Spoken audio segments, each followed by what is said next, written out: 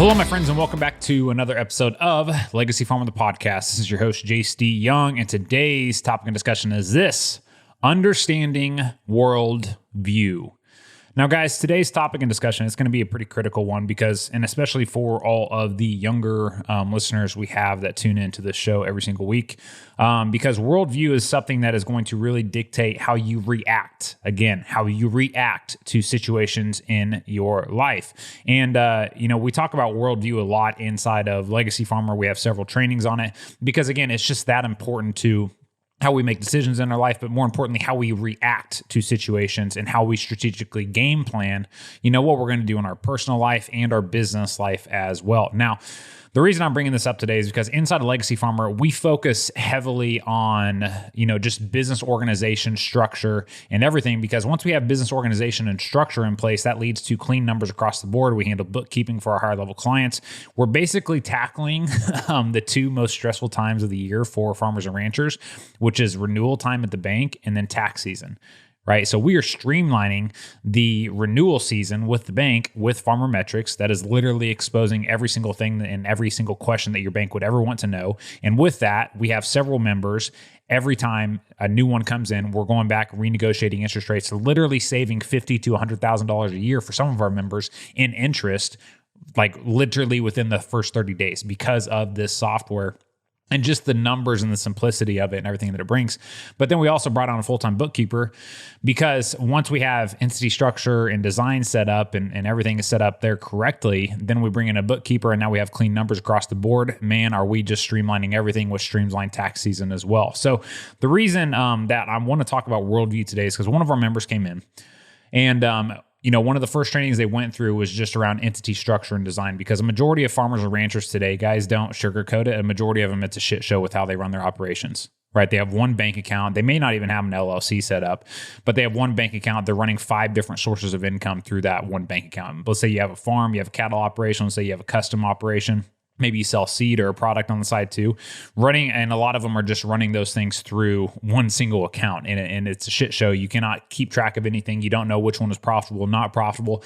And so you just have no idea where you're at financially, which again is going to be nothing but a detriment to you when it comes to making financial decisions and where you spend your time and energy, right? You want to jump off the hamster wheel, then get your business organized. Right? You want to quit doing the same thing over and over every single year, expecting a different result. Get your business organized. Get structure in place.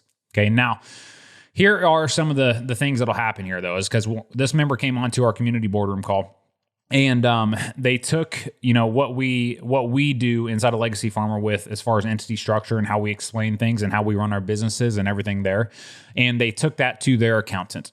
And the accountants immediately gave them pushback. Now, this is nothing new, guys. Like, there's a million different, every accountant from one state to the next, or one town to the next, or one office to the next is different, right? And they have different opinions on things. And this member immediately got some pushback, which made her a little bit. She was a little bit concerned. She's like, "How do I handle this? What should we do here? Are we doing the right thing?" And things like that. And I said, "Well, first off, here's one question for you: how old is your accountant?" And her response was, "Well, he's in his last year and he's going to be retiring soon." I said, "Okay." Now, this has nothing to do with the age of her accountant. It has to do with the worldview of her accountant.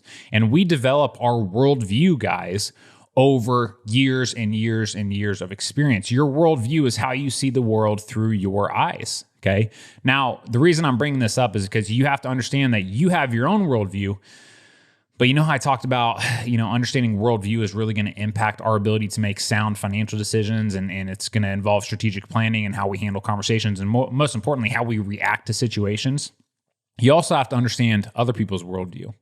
And so the reason I asked that question is because her accountant, who is 65 and in this last year and getting ready to retire, has seen the world through one lens for several decades now. And somebody steps in and they bring about this new way of doing things. And immediately, guys, we are inevitably going to get pushback. It's no different than a younger farmer or rancher coming back to the operation. Their dad is 50 or 60 years old, and you're coming back 20, 30, or 40 years old, and you're like ready to go. You're ready to make some changes. You want to have different outcomes. You want to build your vision, right? And you go and you try to share these ideas and what you want to do, and immediately what happens? You get pushback. And this is just what continues to happen over and over and over again. And the reason is because the worldview of the person you're talking to, they've only seen the world a certain way for decades. So you have to be aware of this. You have to be aware of this, because if you're not aware of this, then you're just going to get triggered and you're going to react the wrong way. You're going to say, they don't want to listen to me. They don't care. They don't value me, and all these stories and everything like that. You just have to be realistic. People develop worldviews over a lifelong career. They are going to see things a certain way. So that's the whole thing, guys, is whenever there's a younger generation that's coming in and trying to introduce something new to the older generation, you are inevitably going to get pushback because it means change. Now, I'm not saying that every person that's older isn't, willing to change. That's not what I'm saying here. I'm saying we have to consider their worldview. What did they see? Over the last 4 decades of this person being an accountant, what are the different things that he's seen as far as working with business owners over the years? What are the different problems and challenges? Because all of those things came together to form his worldview. And this worldview is exactly what's pushing back against our new members' idea of setting up entities a certain way so that things are more structured, organized. They can clearly see which businesses are making money and not making money and things like that. Whereas right now they just have everything. They have a multi-million-dollar operation, multiple sources of income, all going into one single checking account. Right. So it just doesn't work, guys. You have not only do they not have clean books across the board, but they have liability. They have liability spread across everything. Right. And there's no protection there. There's no structure set up. Passing on an operation to the next generation when everything is run through one checking account. Good luck doing that. You're setting the next generation up for failure. Plain and simple. Like you just are. And so, again, guys, when you're making these decisions, you have to consider you're getting ready to share a new idea. You're wanting to make some changes or things like that. And you got to have, let's say you have to have a discussion with somebody about it first. Or let's say you're wanting to make some changes on the operation. You got to go talk to your dad or your grandpa about it. The first thing you need to do is get very clear on what you want to do, how it's going to impact, and the pros and cons of it, right? But then the second piece is like, okay, when I go and I present this information, how's the other party going to respond to this? Because they're going to have a reaction, right? And your reaction is going to be based off of their reaction. That's why you need to think through this and really have a good idea of what their worldview has been for the past 10, 20, 30, 40, or 50 years. What type of response are you going to get? And guys, once you start really thinking in this way, you'll literally, the amount of people that you share information with will get smaller and smaller. What do I mean by that? We all grow up in small towns, or a majority of people, I'm assuming, that listen to this podcast grow up in a small town. Just like I did, Tribune, Kansas, 1,000-person town. Everybody knows everybody. But we all kind of build in this habit of like, we want to share our ideas with everybody, right? We want to share what we're going to do, our plans and everything, because we all like to, we just do. We just like to talk and share those ideas. And the thing is we get pushback from a lot of people, right? You do. You get like, you have this great idea or something big you want to do with your life. People come into the Legacy Farmer, they go tell their family, hey, I'm looking at making these changes. The first response is like, why the hell are you looking at doing that? Why change? Why do anything? Why invest in yourself? Why try to change your operation for the better, for the next generation to take over or anything like that? Why change? Why do this? It sounds like a dumb idea. Well, again, you have to consider their worldview. Are they the ones that found Legacy Farmer? No, you did. Okay, so you have to be looking through their eyes. But again, we go and we share these ideas with people in our small towns, and we immediately get pushback. And then what does that do? Well, I can guarantee you one thing: it steals all of the fire you had around that idea, all the excitement you had, the energy you had, the confidence you had, the motivation you had to make some big changes. All of that is now gone because you opened up your mouth and shared an idea or something that was really important to you to somebody else whose worldview did not align with yours. Okay, I'm going to say that again very clearly. With somebody else whose worldview did not align with yours. Okay, now this is what's so valuable with the members inside of Legacy Farmers. When somebody brings an idea or business challenge or problem or whatever here, everybody inside of our network, we interview everybody before they come in to make sure core values align with what we want inside of the network, but also too to make sure that the worldview is in sync with everybody else's. Right? Everybody coming into Legacy Farmer, they are literally making big changes, and we're showing them the roadmap to do that, not just in business, but in personal life as well. You can't have one without the other. Okay, but again, you have to be able to consider and really think through, okay, if I'm going to go share this idea or I'm going to go have this conversation with this person, what have they experienced the past 30 years of their life that would cultivate this worldview? that would bring together this worldview for them and make them see the world through a certain lens. And what type of pushback can I expect?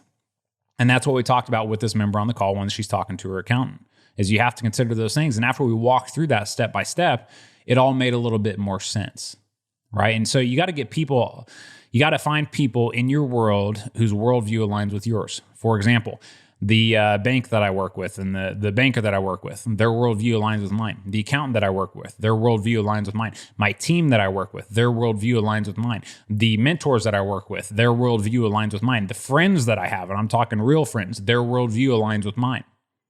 I'm not letting anybody into my realm or my world whose worldview does not align with mine, because when I share things with that individual, all that happens is they steal my energy. Steal the focus, steal the fire, steal the excitement, steal the motivation I had around that idea. And what I mean, guys, is like the reason I was giving the example about sharing ideas in your small town and things like that is you're inevitably going to stop sharing things because you will think through things enough. You will have enough awareness to think through all the people in your life and their worldview and what they think about things to where you won't even share anything with them because you already know what the response is going to be. And you're not even going to let that type of negative energy into your life. Think how dangerous you are when you understand this. Think how powerful you become when you understand this. This is so significant. I want you to understand this because it will change everything about how you make decisions and how you react and who you talk to and who you bring into your world going forward. And I'm sorry, but every member inside a Legacy Farmer, they are here because they want to build a legacy. They are here because they want to pass on something great for the next generation. And part of that is controlling who you're surrounded by on a day-to-day basis. And when it's the right time to open your mouth and when it's the right time to shut it. Because it's not because the other person's a bad person, it's because their worldview doesn't align with yours. They've had different experiences. So now, because of those experiences, it has shaped a different worldview for them and it no longer aligns. That's okay. That's okay. I'm not saying they're bad people. This person's accountant, not saying they're a bad individual at all. I'm just simply asking the question. You're 65 years old. You're on your way out. You've been doing business a certain way for 40 plus years. Might that have some impact in how you view the world and how you think about the way a business should be structured and accounting should be done? Yes, it absolutely will. Doesn't make them a bad person.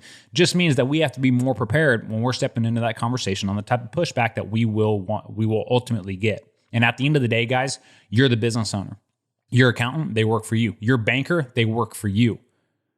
You have to be structured that way and you have to have all the leverage on them to control that conversation going forward. Otherwise, if you don't, you will continue to get run over year after year after year and you will feel about 2 inches tall. And that is not what we do inside of Legacy Farmer. So my friends, I hope you found this episode valuable. I hope you start thinking through other people's worldview and don't start thinking about others, but think about your own as well.